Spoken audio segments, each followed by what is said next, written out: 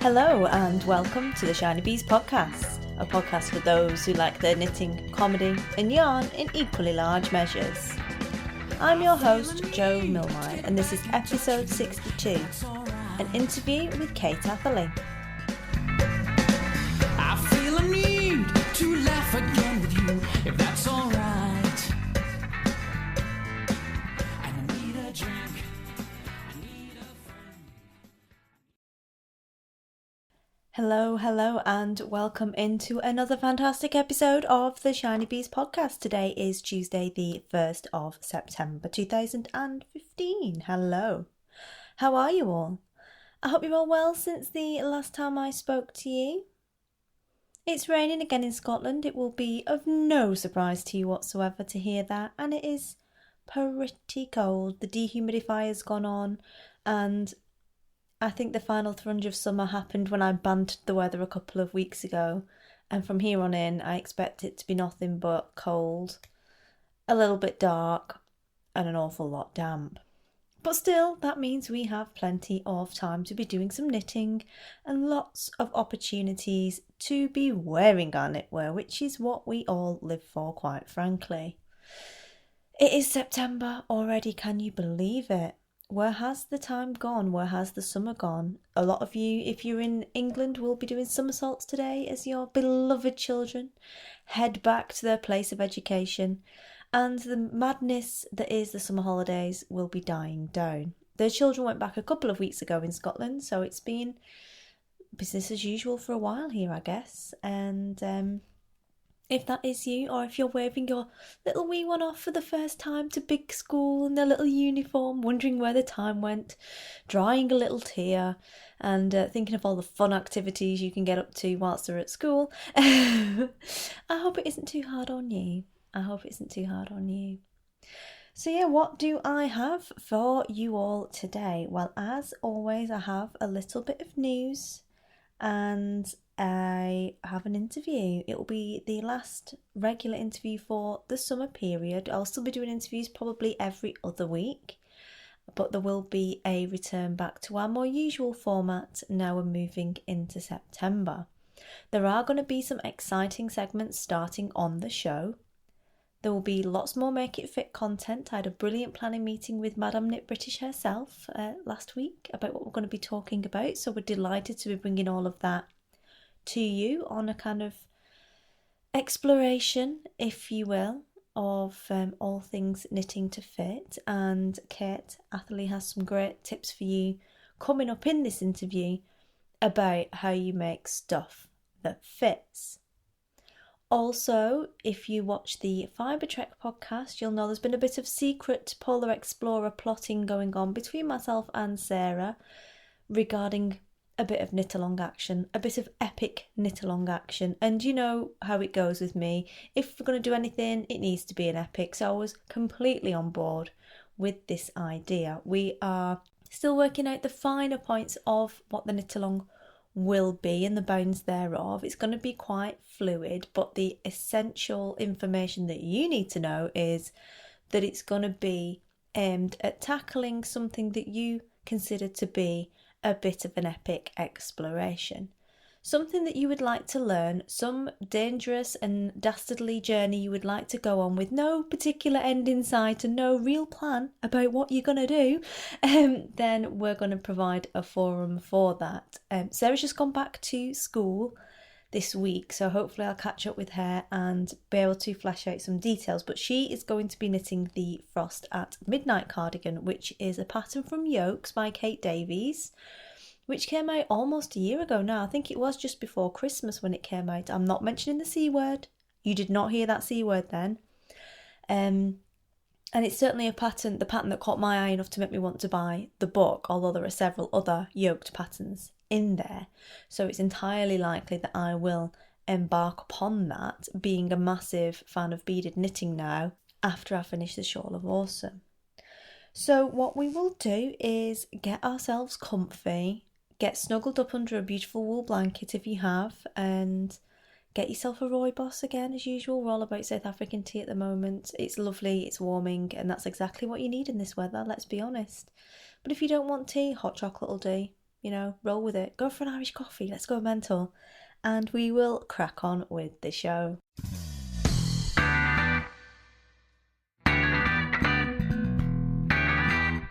So in the nitty news then, because we always like to start off with a bit of nitty news, don't we? First of all, I would like to address the How Do You Solve a Problem Like the UK Podcasters Awards. I have been banging on about it for the last couple of months. I'm going to stop banging on about it now because voting has closed. But what I would like to do is say a huge thank you to every one of you who voted for the podcast in those awards, who's been in touch to talk about it and who's shared it on social media with your friends and nitty colleagues. It is very much appreciated. I won't find out how we've done until the awards ceremony, I believe, so fingers crossed. But Millie is going to be coming along with me, and hopefully, being in central Manchester, we'll be able to get some signal. Maybe he can periscope it, who knows? But we will certainly make a plan for that a little bit closer to the time, even though it is only 11 days away. Crazy. And I have a shawl to finish, and it's only 11 days. Eek! It's fine. I've got a plan. Don't worry about it. But yeah, I just wanted to say thank you very much for all of you that voted for the show and took your time out to do so. It is very much appreciated. Now, I know the real thing that you want to hear about is the Shawl of Awesome.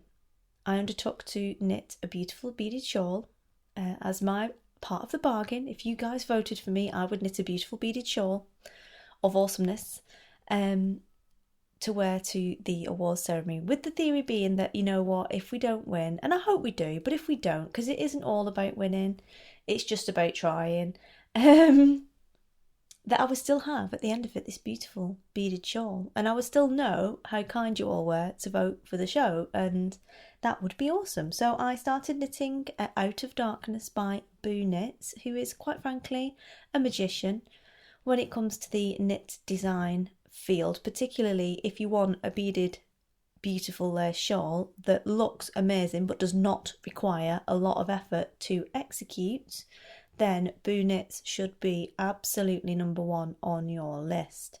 Her patterns are really accessible, they're very easy to follow, they're very well laid out, and you know what, if I can knit a beautiful beaded Shawl of Awesome in 4 weeks with one of her patterns, then pretty much anyone can, because you know what I'm like. My ambitions somewhat exceed my ability in the knitting department at times, but having put in a lot of concentrated effort onto this project in the last couple of weeks, because I can't let you guys down, it's not how I roll, I don't let you guys down, I can wholeheartedly say I would recommend her patterns to anyone, even if you are new. All you need to do is make sure you've got plenty of stitch markers, get your lifelines in, and you're going to be fine.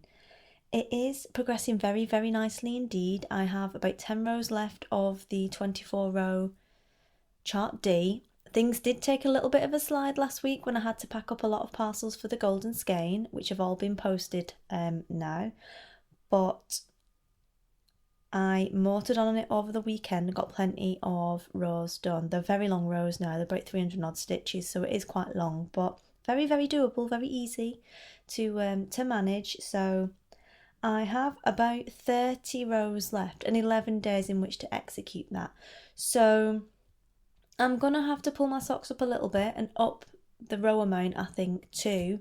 If I go 5 rows a day from now, that will take me 6 days, and then I'll have time to block it and make sure it's all done. And that's pretty achievable. I've done quite a lot on it over the weekend, so I'm keeping it, keeping it tracked. I won't be casting it off on the way to the awards ceremony. I'm determined not to do that, because it needs blocked more than anything. But it is beautiful. The yarn I'm using is dye for yarn, 100% mulberry silk in fine lace weight, and it is held double, so it's coming out quite pretty. I've been putting some pictures on Instagram every few days, so you can check it out on there. But yeah, other than that, it's going well. Hopefully by this time next week, I will have a finished object to show you.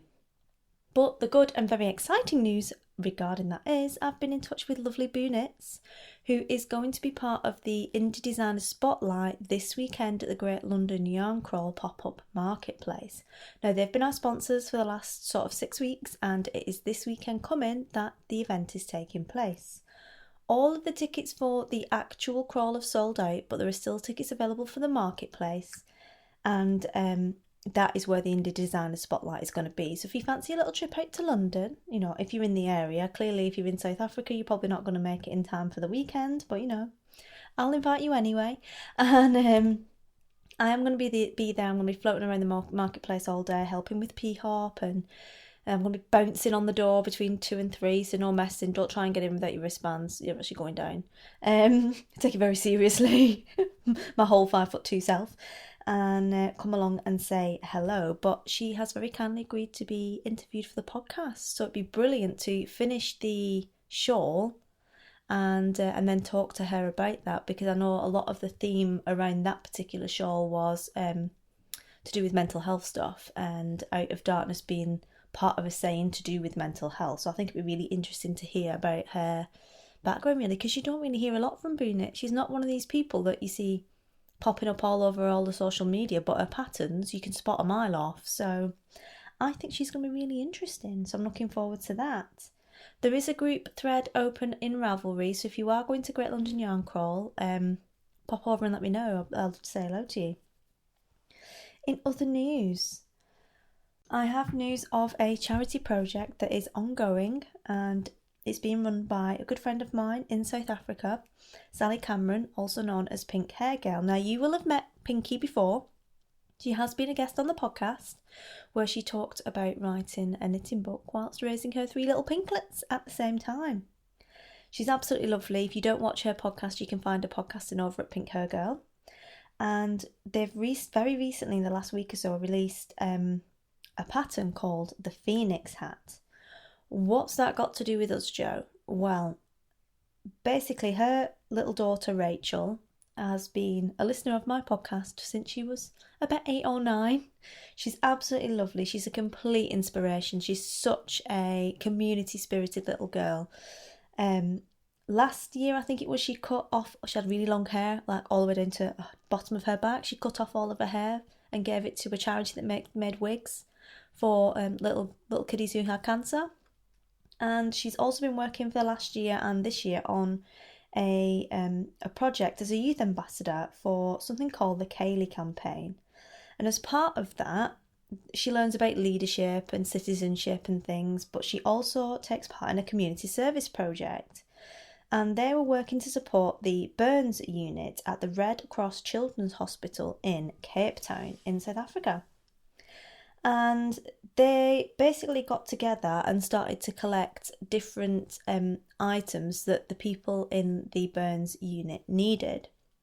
Pinky went along to visit, and Rachel actually went along too, to deliver some of these. And they've been running a project ongoing where they've been collecting knitted hats and washcloths to take along for victims of burns, basically. And essentially a lot of families in South Africa, particularly those that live in the less affluent areas, are very prone to suffering from burns injuries. The reason for this is because if you're in the poorer demographic, quite often families will live in a informal settlement. Is, I think, what the term that is used. It's like shacks. It's built with wood, built with tin, or breeze blocks sometimes, and quite often they'll be cooking on a big massive open fire for extended family. They will not have electricity, so they'll be using paraffin lamps, and all of these don't really add up to being the safest of environments, really, when you're little and there's open fire and paraffin lamps around. And unfortunately, when there is a bad winter in South Africa, there tends to be an awful lot of burns injuries that take place, particularly for children. And the Red Cross Children's Hospital has a specific burns unit that helps to deal with that directly. Now, it's been quite a cold winter in South Africa, and the problem with there being a fire in an informal settlement area is quite often these houses are built very close together, and if one person has a fire, normally they will lose everything as well, but often the fire will spread throughout the area, so it won't necessarily just be the one family that is affected. So It's really harsh, basically. It's a harsh reality of living in those kinds of conditions, and it's something that happens quite frequently, and it's pretty nasty for the kids involved, essentially. So what they've been doing is they've been collecting things that the burns unit needs to support them as part of Rachel's community work, which I think is brilliant, basically. So what they do is they've been collecting together little packs of sweeties. So when the kids have a traumatic procedure, like if they have a burns dressing changed, or quite often they'll have to have skin grafts or all sorts of things, they give them little cups of sweeties afterwards just to cheer them up a little bit. They're also providing hand knitted hats from baby size through to adult size, because as I've said, quite often these people will lose everything, and it will be in winter, and the Cape Townian winter's cold. It's not like where I used to live, where it would be cold overnight but it'd be 25 degrees again by lunchtime, and frankly that is still hot weather in Limpopo. The Cape gets cold, very cold, and they've lost everything, and they're cold. So they provide hand knitted hats, and they also provide toiletry packs for the mothers who come to care for the children. Quite often they'll be from a poor area. They won't have the luxury of having a spare set of toiletries to bring with them, if they have toiletries at all. It's not, we're not talking poor, we're talking poor. And the hospital encourages them to come along and look after the children and stay with the children to look after them. So they need to be able to wash and keep hygienic and things, because infection's a real problem with burns, and they just might not have any of that stuff available to them. So they've been making these toiletry packs for the mums as well, which is brilliant. It's something for everyone. And within that, they've been putting some hand knitted washcloths it must be really hard if your child gets burned really badly, and it would be nice to think someone, if I was in that situation, that someone had made something for you, and was thinking of you as well, and the effect it has on you. Now, in order to keep on doing this, they would quite like to carry on raising money to support the hospital. So she's still taking donations of hats and washcloths, and if you would like to knit either of those items, you can send them over, and they will take them in at the beginning of the South African winter, which is sort of April, May next year, because it's opposite to Northern Hemisphere. So it's, inverted commas, summer here, it's winter there at the moment, the end of their winter. So you can do that, but what she's also done to try and keep some sort of money coming in so they can carry on supporting this is she's designed a hat. And this is called the Phoenix hat, and it's named after the charity project that one of the doctors set up, which is what they're supporting. It's called the Phoenix Project. It's been designed by Pinky. Claire Divine has tech edited it for free, and it will be on sale. It's on sale now for $2.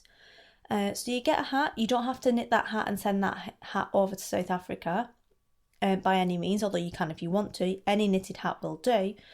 But what it means is there's a way of supporting the project without necessarily having to knit something and send it, and to be able to do it on an ongoing basis, if you will. So I will put the link to the video in the show notes where Pinky and Rachel explain all about it and show you the hat pattern.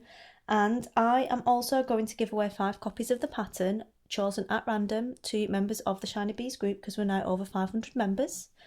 So watch out for that. I will be sending those out as my contribution this month to the project, and hopefully that will go somewhere to helping these little kiddies and their mums in the burns unit. The other thing to bear in mind at the moment is the rand is very weak compared to particularly the Great British Pound, but also the US dollar. So any money that you send will go further than it normally would, which is really good. So if you do have some extra, I'm sure there will be a way for you to just send it by PayPal, and 100% of this money will go to that hospital and to those kids.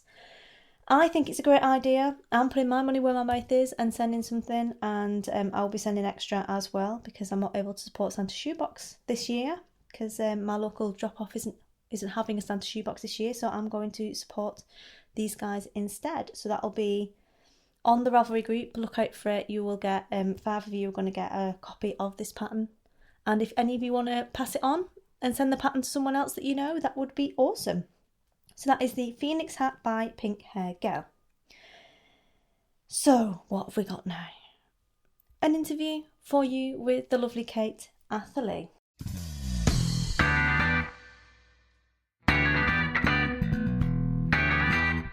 So for those of you that are maybe not as familiar with Kate and who she is, Kate is the managing technical editor for Knitty, as well as a designer of and writer about knitting.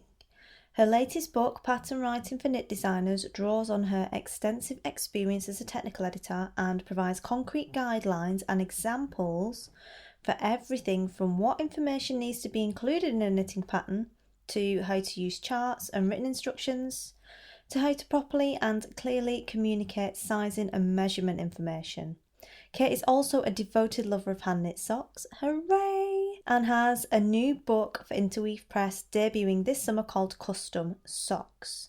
Kate teaches extensively in Toronto, Canada, as well as across North America, and has online classes with Interweave and Craftsy. So without further ado, I shall welcome Kate onto the show. Lovely. Okay, so I'm absolutely delighted to welcome Kate Atherley onto the show today. How are you, Kate? Good, thanks. Thanks for having me, Jo. Very excited to be here. Oh, brilliant. Thank you very much for agreeing to come on. It's lovely to have you here. Luckily, I can edit this. That's a good thing. Super. Okay, then. So for those people who are maybe not as familiar with you, can you tell us a little bit about you as a person and about how you came to be interested in yarny pursuits? Well, I'm a lifelong knitter. Granny taught me to knit when I was little. I don't even remember learning, actually. There was always knitting and there was always Granny who was always knitting. And I dabbled on and off when I was a teenager. And I was born in the UK but moved to Canada with my mum and dad and finished high school here in Canada and went to university. And you dabble.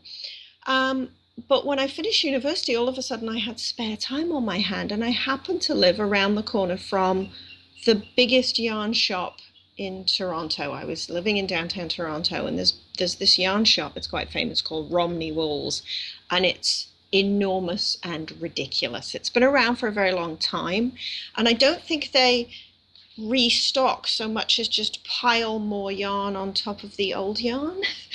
So it's fantastic because you can go digging and find anything and everything and all sorts of great stuff. And so I lived around the corner and would wander past. And one day I went in and have never really looked back. So picked up the needles again, and here I am. So it's something I've always done. But once I had some spare time on my hands, and then it was a chance encounter with the girlfriend of somebody I worked with.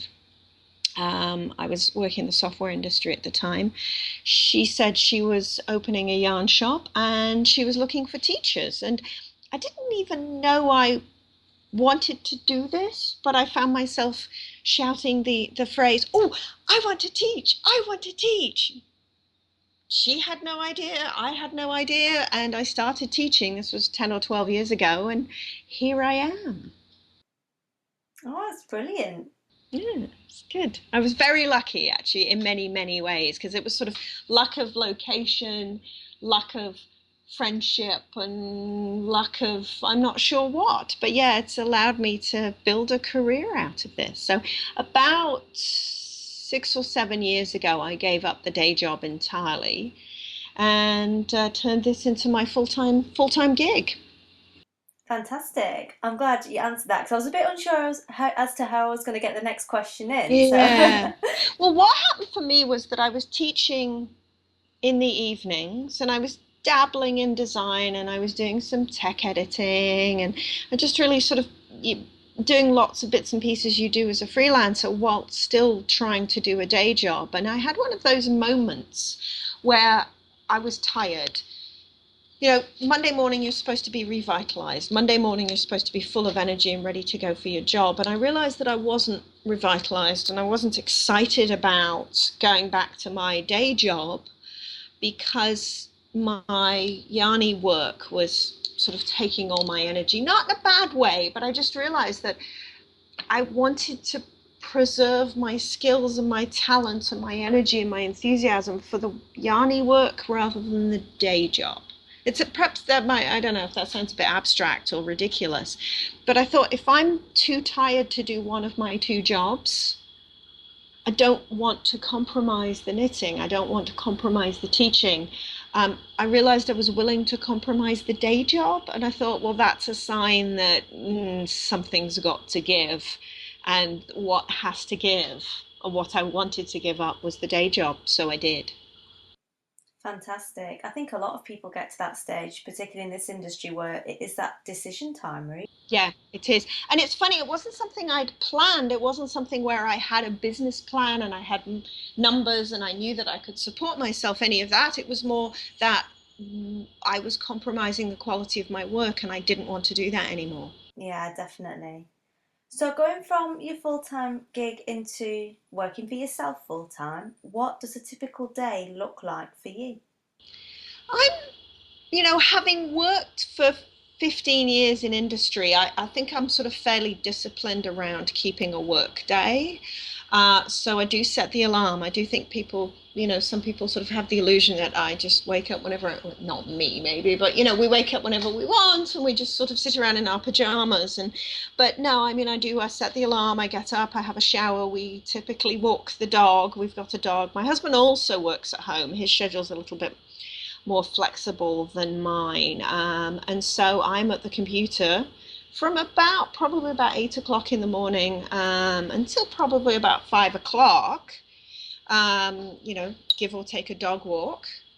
And then, in the evenings it's knitting, which is great. That's still work. This is the funny thing about this life, is that, I'm working in the evenings in inverted commas, but that work is knitting.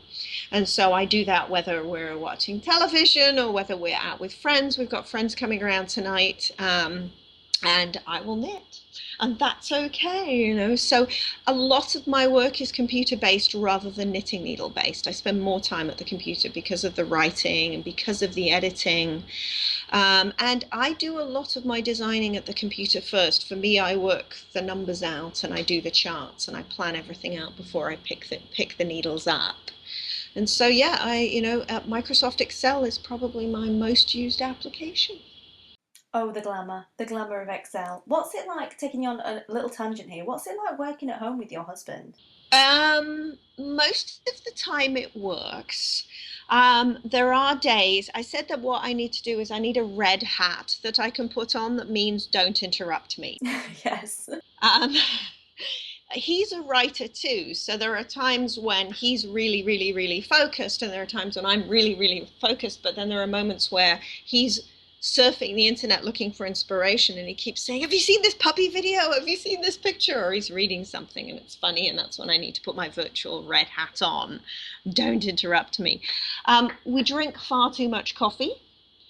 And the dog gets lots of attention, so it actually works well for us most of the time. So. Brilliant. So you touched on it a little bit in the last question but one. Can you tell us in a little bit more detail perhaps about your creative process when you develop a new design? Yeah, absolutely.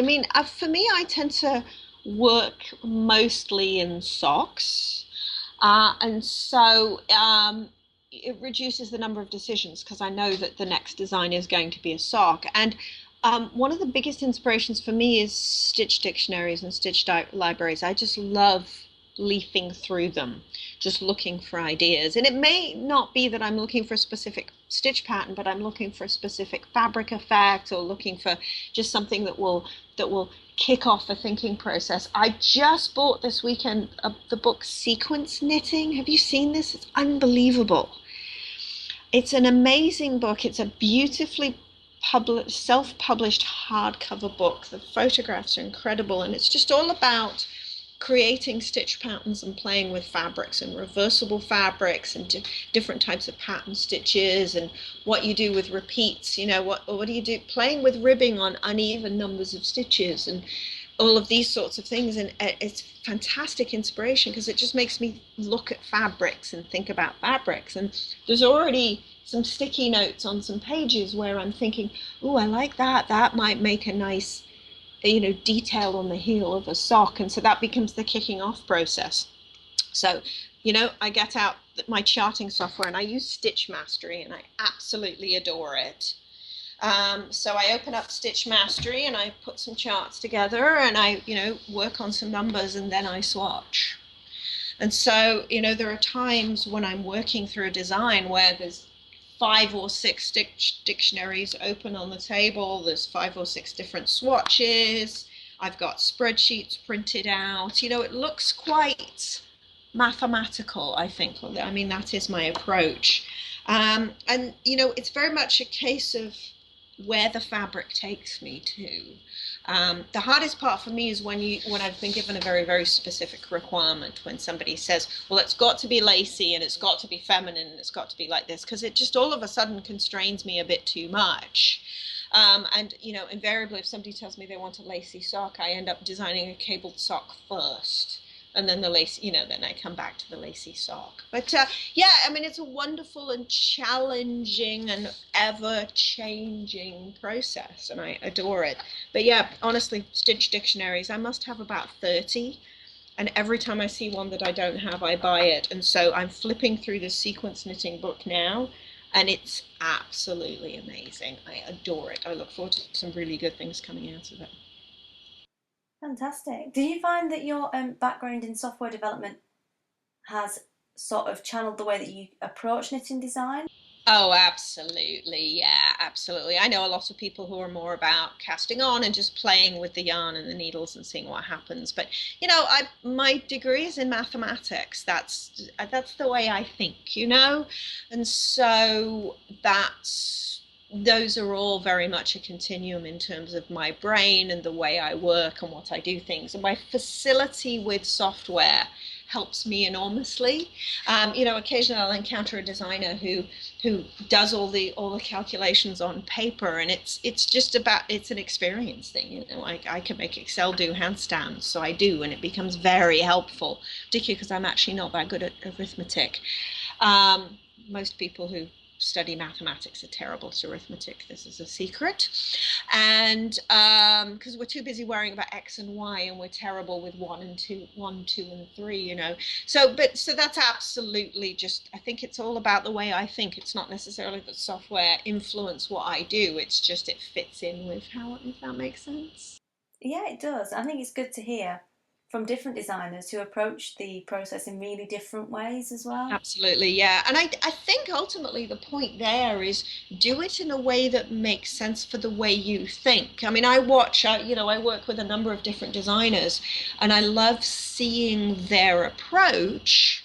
And it is totally different from mine, and that's great because they work in the way that makes sense for them. And it wouldn't make sense for me to work in their way, and it wouldn't make sense for them to work in my way. As long as the end result is the same, then that's the important thing. And the end result is a set of instructions that another knitter can work from to produce the same result. But some people begin with yarn, some people begin with stitch patterns, some people begin with sketches. Fantastic. So, thinking about running a business then, no journey is ever a smooth one, and running a business has its ups and downs. Can you tell us about a time that you failed, what happened, and what did you learn as a result of it? For me, as a designer, when I send a pattern out there in the world, you hope it works, you hope people can knit from it, you hope it makes sense, you hope it's clear. And so I think every designer has had a situation where a pattern hasn't worked, and sometimes it's simply a typo, and sometimes it's a numbers problem or something like that. And for me, I very early on in my career had a pattern that I was convinced was great. It was a hat pattern, and I'd made not a major but a small logical mistakes in the way that I'd written the instructions. And it was a pattern that a yarn shop this is my friend's yarn shop, had included as a knit along, just a casual knit along for their stitch night. And there was, the instructions weren't right. There was a typo, it was a silly logical mistake, and we were able to salvage it. I updated the pattern as soon as it told me. I went in, I did a demo, it was all good. We made everybody happy in the end, I think. But we fielded a lot of questions, and I know I caused a lot of confusion with that pattern. And the learning there for me was about editing and about having someone check your work and about technical editing. And also on a deeper level, it was about making sure that what you do makes sense to other people. And I see this, and this was before I became a technical editor, and I spend a lot of time now with designers checking patterns, and for me it's not just about the numbers. It's obvious. I did this myself the other day. I think I leaned a bit too heavy on the keyboard, and it was simply alternate decrease in even rounds 999 times. I'd had too much coffee that day. I think I meant 9. And so numbers mistakes creep into things, but it's not just numbers mistakes. It's about clarity of communication, and I, as a newer designer, published a pattern that told people to work in seed stitch. Well, and I hadn't defined seed stitch because I know what seed stitch is. But of course, seed stitch is actually different in the UK versus North America. And so people were asking me why they weren't getting the same result as the thing in the picture. So there was a learning there about, well, my knowledge base is not the same as your knowledge base. And so, let's make sure that what we're communicating is clear. And so in that case, it wasn't a mistake and it wasn't something wrong, but it was about, if I can, sound briefly technical, it's a usability question, right? It's about assumptions, it's about what people know. So there's been an enormous amount of learning for me around that. And it's one of the reasons I love teaching classes, because the questions that knitters have inform my approach to a lot of things, inform my approach to editing, but inform my approach to teaching and to writing as well. The thing that someone says, well, I'm not sure about this, and this comes up all the time. Well, I must be doing something wrong because I'm getting holes at the top of my sock gussets. No, you're not. Everybody does.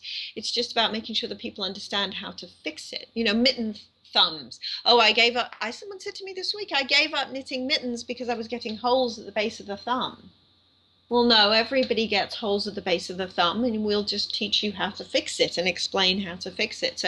So all of this sort of stuff really informs what I do as a designer and as a teacher and as an editor. Super. I think it's a really important point, because certainly from my point of view, when you're dealing with indie designers in particular, you tend to find that the quality and clarity of the instruction in the pattern is far higher than commercially produced ones. And I'd argue possibly part of the sort of reason why it's becoming so much more popular again. Yeah.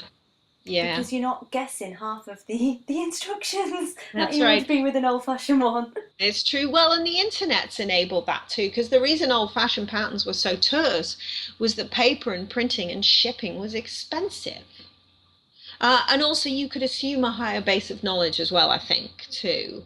There's a whole sort of sociology and history lesson here about, base of knowledge and what people knew and the information they had available to, and local knowledge. I think about this stuff far too much, I think. But yeah, if it would be okay to simply say cast on if you knew regionally that everybody used the same cast on and you knew your pattern was only going to be read by people within a certain region. But the internet has changed this, and so my preferred cast on is going to be very different from the preferred cast on and the preferred knitting method of someone in Eastern Europe who uses an Eastern uncross knitting method. So you can't just say cast on. We need to give more information, and so that helps people in different regions with different regional techniques. And then the byproduct of that is that helps the novice, that helps the newer knitter too, because we're giving more detail. And we don't pay anything for printing anymore, and we don't pay anything for shipping anymore. It's all virtual. It's lovely. The more detail the better, as far as I'm concerned. I couldn't agree more, because you teach a class as well on writing I pattern? do. I do. I teach a class on writing patterns, and I'm going to be, in fact, in London very soon teaching a class on writing patterns. And this is bringing together really my two worlds. It's bringing together my 15 years of experience in software and my 10 years of experience as a knitting teacher and a technical editor. Because as I say, it's so important to me that these instructions are good and these instructions are clear and that people should have success. Because ultimately we knit for fun. It doesn't feel like it some days, when you're ripping it out for the third time, but we do knit to enjoy the process. And as a designer, we want to make sure that our patterns are clear so that knitters enjoy knitting from them. And if they enjoy knitting your pattern, they'll come back and buy another one and knit from your patterns again. And then they'll come back and buy your book. And then they'll come back and attend your classes. And so you want your patterns to be clear. And what I worked out was that my experience as a technical writer and as a software documentation specialist, it very, very applicable because it's about clarity of instructions and it's about making sure that everything makes sense to everybody. So it's a lovely way to bring those two worlds together for me, and it's a lovely way of empowering knitters, I think. And so the quality of patterns is something I feel very passionately about. But I also know that it's not a skill that comes naturally to people. Some of the best designers I know and the most creative designers I know, their skill set is in being fantastically innovative and creative. And that's okay. That's where their brain is wired. My brain is wired a little bit differently. I'm not the most innovative and creative designer. I'm not building cool new ways to knit socks. My strength is somewhere else. And so I adore helping knitters express their ideas in a way that makes sense to everyone else, helping designers articulate their instructions so other people can execute them. And I love letting the most creative designers be as creative as they can be, and they can use my brain and my class and my book to learn about how to write those instructions in a way that makes sense to everybody.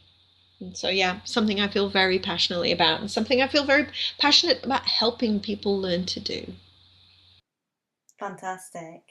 So taking it from there then, and I think we've talked around a few other things in the meantime, but taking it from a time where you failed and learned to a time where it's been a high point. What has been that high point of your journey so far? You know what? I think last Saturday, 2 days ago. Really? Yes, and let me explain. So I've just launched a book. Interweave has published my book, Custom Socks. It's my first sort of major publisher book. I self-published my pattern writing book, and I've had 2 other books with Cooperative Press, and they've been fantastic. The reception on those has been great. But a book with Interweave is a different thing because it's distributed through many other locations and many other channels, and it's on Amazon and it's available all over the world, and it's in shops I've never visited. When you self-publish and you work with a small publisher, the shops that you know and the people that you know and your friends and family buy the book. But all of a sudden, people I've never met are buying my book. I know that sounds ridiculous. And the book is in shops I've never visited. And the book was briefly out #1 on Amazon, both in Canada and in the US, and it's absolutely fantastic. And a shop that I've been teaching at probably now for 7 or 8 years, they're called Shall We Knit, and they're about an hour and a half outside of Toronto in a town called Waterloo. They threw me a launch party. They threw me a book launch party, and we did a signing, and we did a knit in public event, and we had contests, and we had games, and we were dyeing skeins of sock yarn with my friend Kim of Indigo Dragonfly, and it was lovely, and it was my book, and it was all about socks, and we had a great time, and it was fantastic to see people as excited about this book as I was. So I have to say it was a high point for me. It really was. And just all of the excitement around the launch of this book has been really lovely. It's, as I say, I've cared about well-fitting socks for 19 years. It's how long it's been I've been knitting socks, and to have other people as excited about it as I am is absolutely wonderful. Brilliant. We do like a good sock on Oh the podcast. yes, We like a good sock. good, excellent. It's funny actually because some of my relatives live in Canada, in Cambridge, so I'm quite familiar with a lot of the places you've mentioned. Oh yes, have you ever been to Shall We Knit? It's a fantastic shop. I've not, no. I've been to Waterloo, been to the little Okay, airport and stuff, but I yeah, wasn't that's really a right. proper knitter last time I Uh, went. It's quite a few years ago now, so maybe I'm going to have to go again. you should go. Well, there's a few things of great note in that region. There's one of my favorite yarn shops, Shall We Knit, but also one of my favorite breweries, Grand River Brewing, there in Cambridge too. So yes, definitely a good place to visit. Super. I better be looking on Skyscanner for some flights then, I think. Yeah. Brilliant. Okay then, so which one thing that you know now did you wish you had known when you picked up the first ball of yarn? Um, honestly, Yeah. I wish I understood gauge. Um, that makes me sound like such a knitting teacher. I was talking to someone about that just a few weeks ago, and she said, "You sound like such a knitting teacher." Um, I made so many ill-fitting things. I made so many things that just didn't work, and I was desperately unhappy with because I didn't understand about gauge. And I know it makes, it's funny because it's a hurdle, right? It makes us sound boring, and it makes it sound like there's homework, and it makes it sound like we're going to insist you do things. And, I push my glasses down on my nose and stare at people. But that fantastic green mohair sweater, which I adored but couldn't wear, if I'd known about gauge, and that red cotton Debbie Bliss sweater with the cables down the sleeves, which, oh, I loved every minute of knitting it, but I couldn't wear it. And then that cream cabled sweater, which came out 4 times too big, that I couldn't wear. And so I spent, and I think a lot of knitters have this story, where you spend a lot of time knitting things that don't fit. And it's always a heartbreak. It really is. And I may not have listened if somebody had tried to explain gauge to me, but I would have saved myself some time and some money and some yarn and some heartbreak, I think. So, I think this is probably my quest as a knitting teacher, to actually help people understand gauge as early in the process as possible without it putting them off. Super. We're into making things that fit as well on the podcast. Have you got a favourite resource that you point people to when they ask you about gauge? Where's the first place you send them? Ooh, I wrote about this in my first book. And so if I can, without sounding very obnoxious about it, I've actually written about it a fair bit on my blog, and I wrote about it a fair bit in my book as well, because I found that, it's often not explained in a really friendly manner. And so what I've tried to do is not just explain what it is, but why we should care in a friendly way. So I often, without sounding really obnoxious, try and point people to the resources that I've provided for them, because I've tried to write about it. So, it's my blog at kateatherley.blogspot.com, or it's my first book, Beyond Knit and Purl, or I stand around wearing this green mohair sweater and illustrate for them very quickly why checking a gauge actually matters. This sweater is wider than it is long. I love it to pieces because it's a fantastic shade of lime green, and I still sort of wear it anyway. I wear it in fun. But it's just, if you're going to go to this much trouble, it's helpful to know what size it's going to come out. And so, my own disasters and the questions I get from the knitters, really what drove me to write that first book. And so I've tried to explain it in that first book. Fantastic. Will you bring the sweater? I want to see the green mohair. Will you bring it to Oh, London? I'm Will you bring it? Well, check the weather forecast because it is big and it is warm. It's fantastic for Canada, I have to say. So depending on the weather forecast, I'll at least bring a picture of me wearing it. So. Yeah, it might be a little bit big to get in the old case as well. Well, that's the problem, right? No, seriously, it's ridiculously wide. But you wear it with sort of a sense of humor and you can sort of get away with it. So. Okay then, so desert island skeins. I've got a feeling it might be lime green mohair, but I'm going to ask you anyway. If you were going to be marooned on a desert island and could only take one skein or ball of yarn, what would you take and why? Oh, this one's easy. A 100-gram ball of Regia sock yarn. Yes. Yeah, I've been no waiting so question. long for someone to say that. Really? I Oh gosh, love their right sock now yarn. I love it. in one of the Arnie and Carlos colorways. I'm working with the one that's black, white, orange, red, and blue right now, and I'm obsessed. Because it lasts forever. I've got Exactly. socks made out of that stuff that are 19 years old. Some of my earliest socks were made out of that, and I still wear them. And also because it's hardy, if I really was stranded on a desert island, I could knit it and rip it, and knit it and rip it, and knit it and rip it. So yeah, absolutely love that stuff. It's amazing. Every time I hear someone mention it, I have to go, 10 years, 10 years, because it's actually guaranteed for 10 years. I love Yeah, it. yeah, it is. It is. And but it's not a boring yarn. I mean, it's a workhorse, but it's not boring. Because all of these different colorways and all of this different, yeah, no, it's great. Love it. Love it.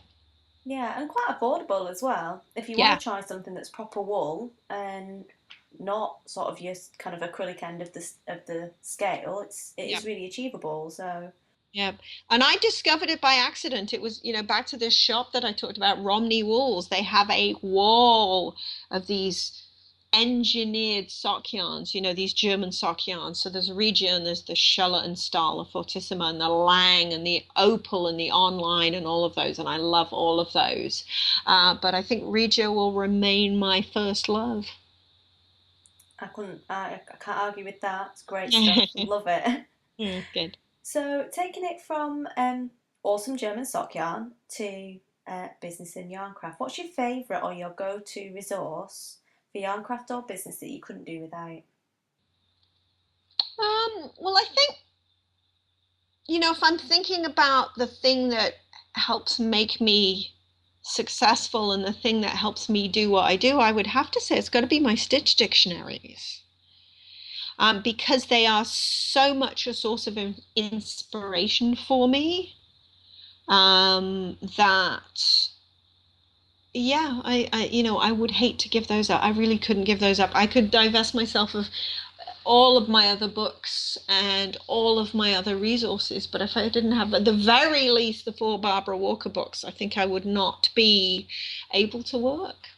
Fair enough. So where's the best place for the listeners to come and find you? So my website, kateatherley.com. You can find me there.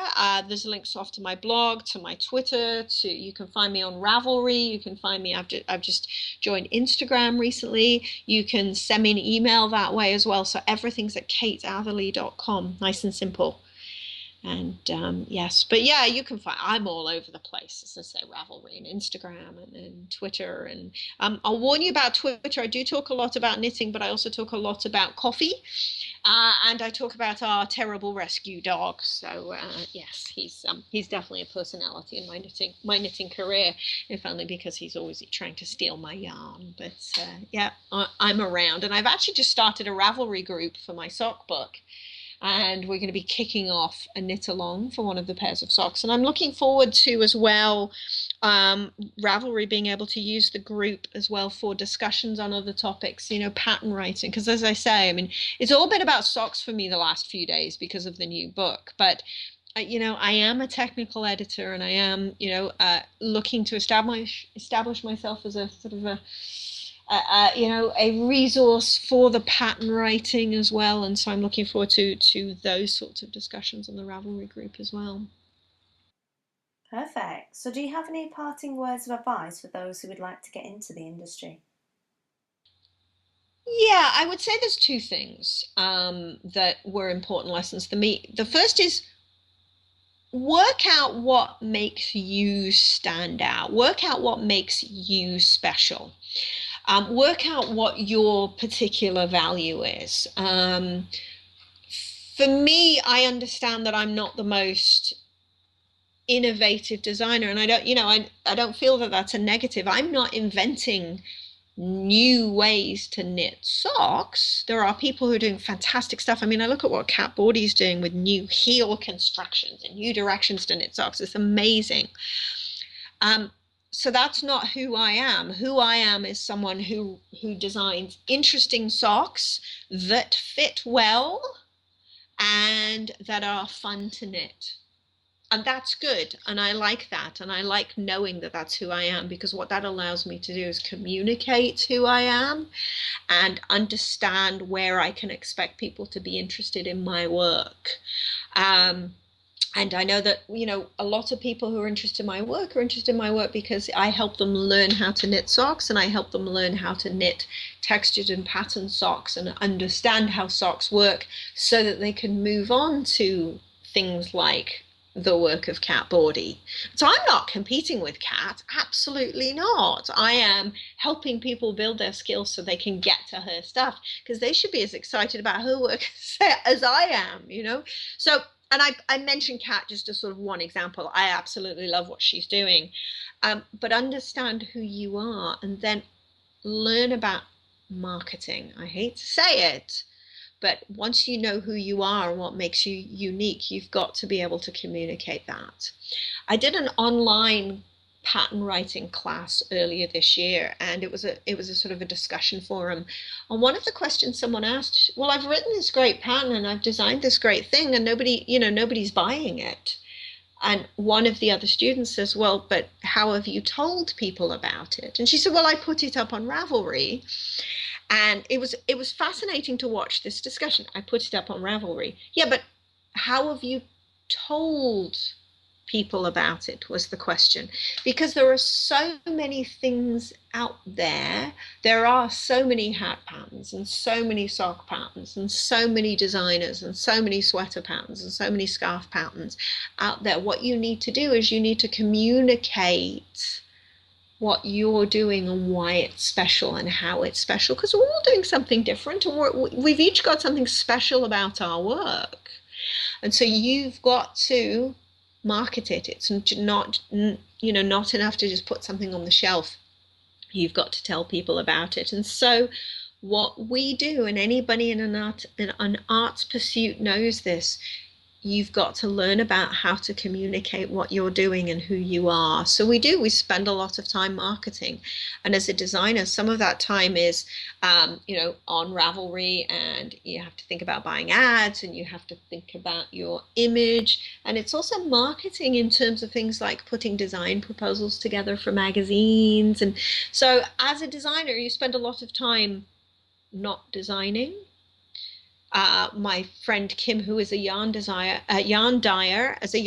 she spends a lot of time not dyeing yarn because she's advertising and communicating and all of those bits and pieces.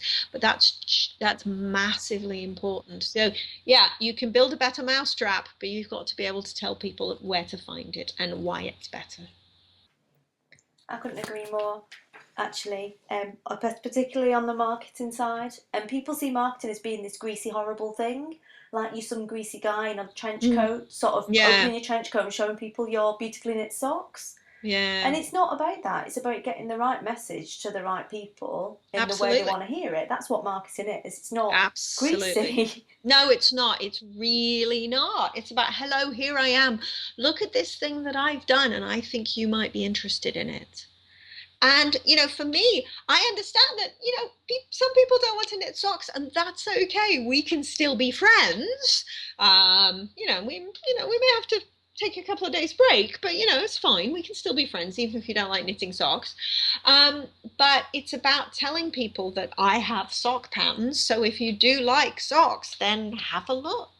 So not greasy at all. Not you are exactly right in the way that you put it. It's just about communicating who you are and what you've got and making sure that people are able to see it.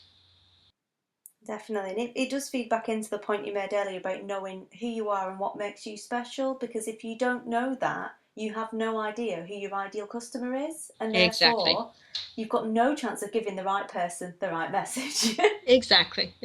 Yeah. Oh, don't get me started on marketing, honestly. No, yeah, yeah. Well, I think this is where my experience in industry has helped as well, understanding, about crafting messages and communicating out to your audience and finding your audience and all of this sort of stuff. And it feels quite orthogonal to what we do as artists, but it's so important, so important.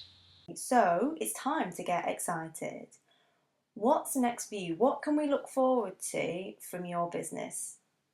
So for me, I'm actively planning the follow-up to the sock book. Ooh.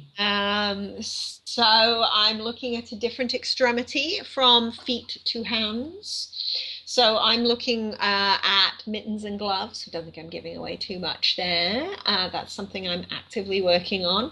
And I'm also, looking to start doing more international teaching as well, which I'm very, very excited about. Because for me, the teaching is so important. I mean, I do write books and I work as a designer, but teaching drives so much of what I do. I love engaging with people and I love helping people and I love getting questions and helping them be better knitters. And so I am coming over to the UK and I'm going to be teaching. Yay! 2 visits already, which is great. So I'm going to be there for the Yarn in the City Great London Yarn Crawl. I'll be there at the pop-up marketplace and I'm teaching a day of workshops, a workshop on design and a workshop on pattern writing. So that's the first weekend of September. I'm going to be doing some traveling in the US, which I'm very excited about, some teaching, and then I'll be back in the UK. I'll be in Manchester at the end of February. I'm also going to be doing some shop visits. I'll be at a yarn story in Bath in September as well.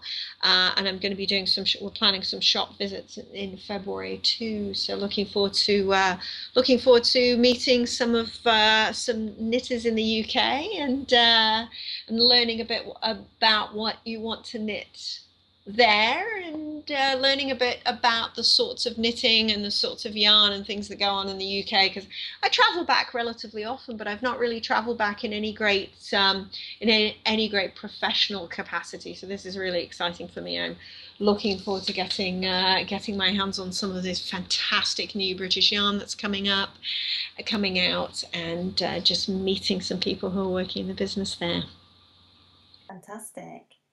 So we chatted a little bit about maybe some sock tips for us, seeing as you like socks and we like socks, to take us back, warm us back up for the sock surgery.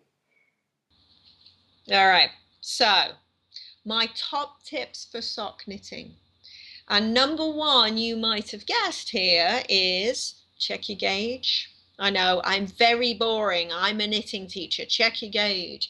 Check your gauge, because what you want to make sure that you're knitting a sock with a good fabric that's going to wear well. Because if you're going to go to this much trouble, really, make sure the socks are going to last, and a proper sock fabric will give you a sock that's more comfortable and that will last longer. So make sure you check your gauge. Related to that, I always tell people to knit tight. Knit their socks nice and tight, knit them nice and dense, because they will wear better. See, there's a thing going on here. I'm all about wear, because if you're going to go to this much trouble, because it's not instant, knitting socks is not instant. So let's make sure they last as long as they do. As I say, I've got socks that are 19 years old. I can date them to where I was living at the time, because I knit them tightly and I knitted them to gauge. Measure your feet. Know how big your feet are, because you want to make the right size socks as well. Properly fitted socks look better, feel better. Oh, and here we go again, last longer as well. So know the measurements of your feet and choose the right size of sock. I find that a lot of people, you just, it's a one size fits all sock pattern. Don't get me started on that. Or they're just, I knit 64 stitches for everybody. Well, not everybody's feet are the same size, so make sure that you're making the right size. Don't choose a yarn that's too soft or too fragile. I know it feels lovely on your hands, those lovely 100% merino, very delicate sock yarns. If it feels too nice on your hands, chances are it's going to be too fragile and you're just going to wear through it. I like to say that the softest yarns, they're a bit like the handsome boy in high school. They're just going to break your heart. Choose something that's a little bit hard, a little bit more hard wearing, a little bit more resilient, with a little bit more stuff about it. Like the Regia, I have to say, I'm not being paid by Regia, by the way, but the Regia sock yarn, love it. Choose something with some heft and some substance. Equally, though, don't choose something you don't like knitting with. Make sure that you do like how the yarn feels, because you want to enjoy the ride. You want to enjoy the process of knitting. So if you're not enjoying how the yarn feels, if it is making you itch, after an inch of ribbing, then you're really not going to enjoy the process. So it's not a failure to say, this sock yarn is not working for me, I will try something else. If you don't like how the yarn feels, don't knit with it, because it will just make you miserable and you'll hate the socks that result.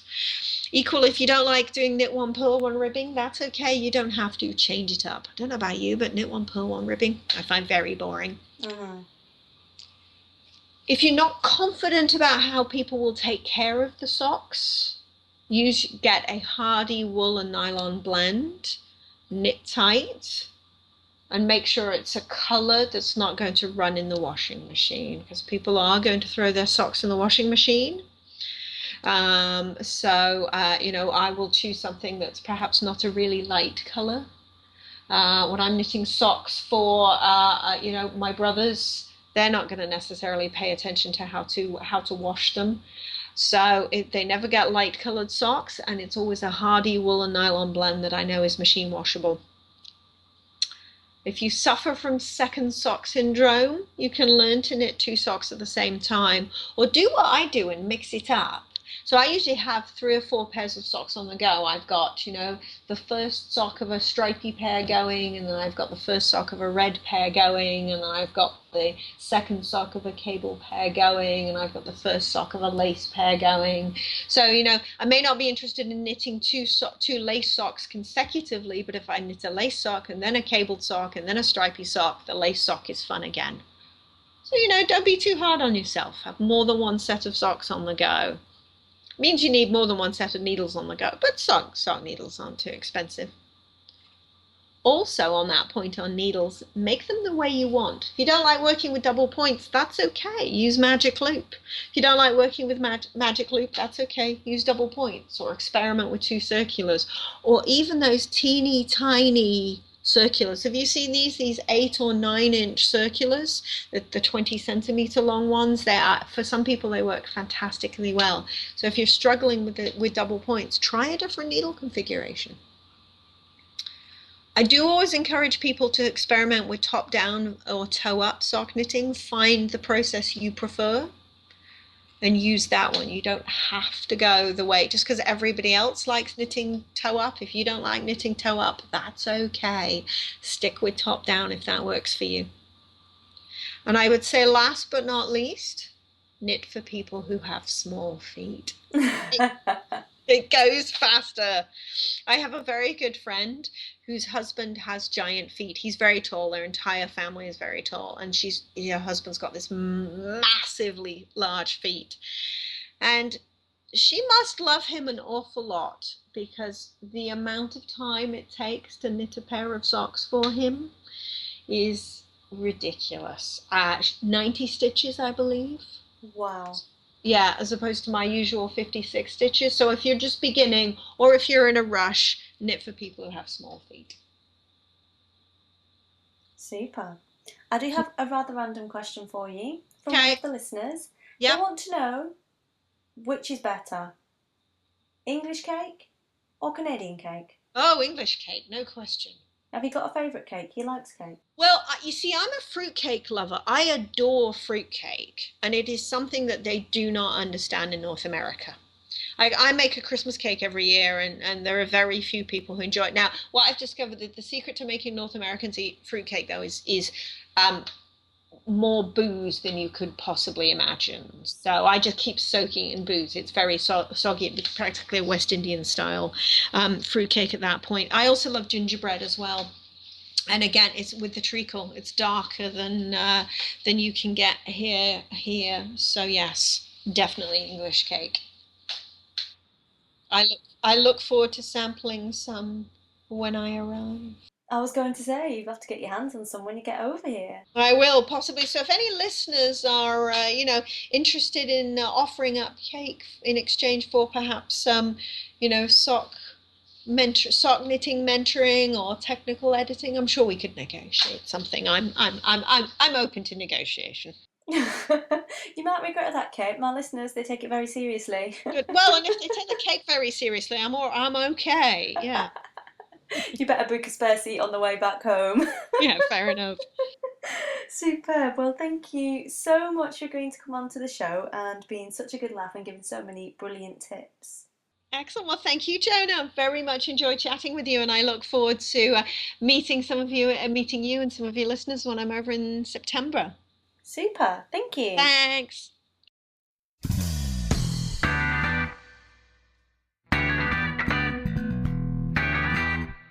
So quite a long one, that one, but very interesting. I'm sure you will agree. A huge thank you to Kate for joining us on the podcast. It's always good to get some tips from those in the know, and it's always good sometimes to hear that not everyone who's amazing at stuff now has always been amazing at stuff. And I look forward to seeing those pictures of that green mohair jumper. If you are around in London at the weekend, I think there are just a couple of spaces on those workshops still available, I think. I will put a link in the show notes, or you can find it at yarninthecity.com under the events tabs. And finally, because I forgot to say it at the beginning and I was halfway through editing the interview when I remembered that I needed to tell you about this. You might have seen it on Twitter earlier.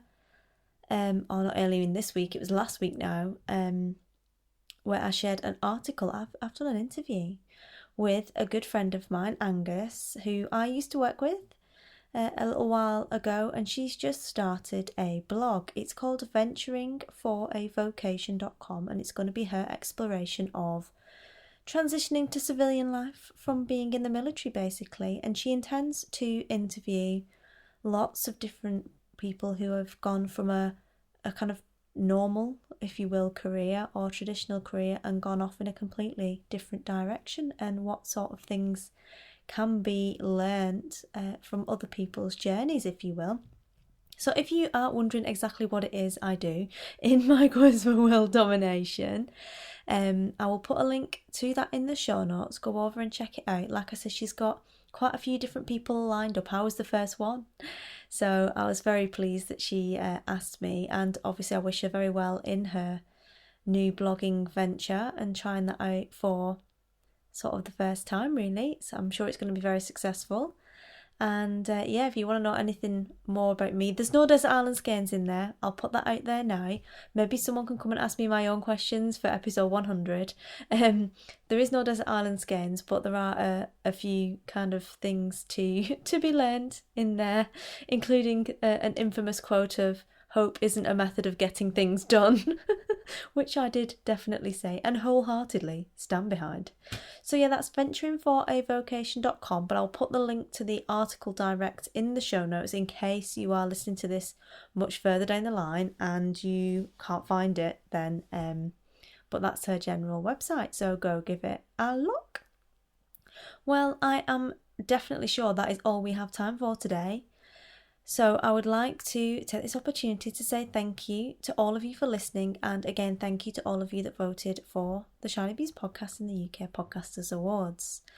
I will obviously let you know how we get on, because there's only one more show and then it'll be the awards, but next week we can look forward to a bit of sock surgery action, a return to the usual format of the show, a bit more of the sections you've come to know and love. There'll probably be quite a bit of chit chat from Great London Yarn Crawl as well, and it's got to be a comedy perfume review in there somewhere, hasn't there?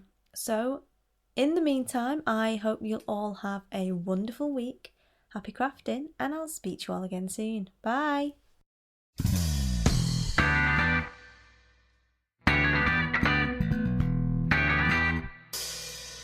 You've been listening to the Shinybees podcast, a podcast for those who like their knitting, comedy and yarn in equally large measures. If you'd like to get in contact with me, you can do so via the blog, or I'm Shinybees on Ravelry, Instagram, Twitter, Pinterest and Facebook. You can email me at shinybeesinfo@gmail.com. Music for this episode is provided by Music Alley, and it is Adam and the Walter Boys and I Need a Drink. I need a drink.